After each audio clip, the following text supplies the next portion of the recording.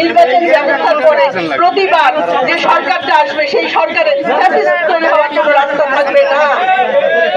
কিন্তু আমরা দিনের পর দিন দেখছি, আমরা হতাশ হচ্ছি যে সেই রাস্তাটা তৈরি করার জন্য কিছু আমলা, কিছু কামলা এই সমস্ত কাজ কারবার করছেন।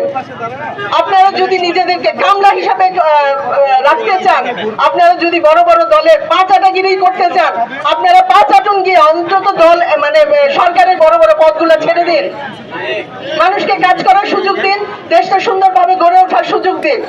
অনেক ক্ষোভ আপনাদের দিকে, এই সমস্ত ছেলেরা ক্ষোভ থেকে এই 8-9 মাস তারা অপেক্ষা করেছে, দেখেছে সরকারের উপরে অপেক্ষা করেছে, তারপরে তারা গিয়ে যমুনা ঘেরাও করে তাদেরকে আদায় করতে হয়েছে একটা ফ্যাসিস্ট দল, যে আওয়ামী লীগের নিষিদ্ধের দাবিটা পূরণ কিছুটা হয়েছে।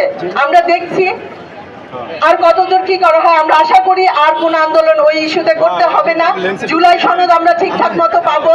হ্যাঁ, কারণ যদি এটা না হয় আলটিমেটলি এই যে আন্দোলন করেছে সেই সন্তানগুলাই ফাঁসির কাছে থাকবে, আমরা ফাঁসির কাছে থাকবো।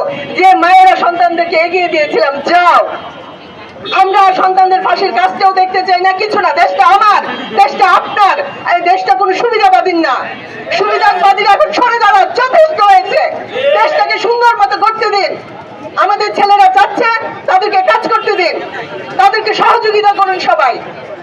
নির্বাচন কমিশনের দৃষ্টি আকর্ষণ করছি, আপনারা বাধা হয়ে দাঁড়াবেন না প্লিজ। আর নয়তো আমাদেরকে আবারও যেমন আজকে বিক্ষোভ করতে দাঁড়িয়েছি, অন্যদিন না হয়ে বসে যেতে হবে আপনাদের পদত্যাগের দাবিতে। প্রয়োজন পড়লে এই ছেলেদের সাথে আমরা মায়েরাও এসে বসে যাব।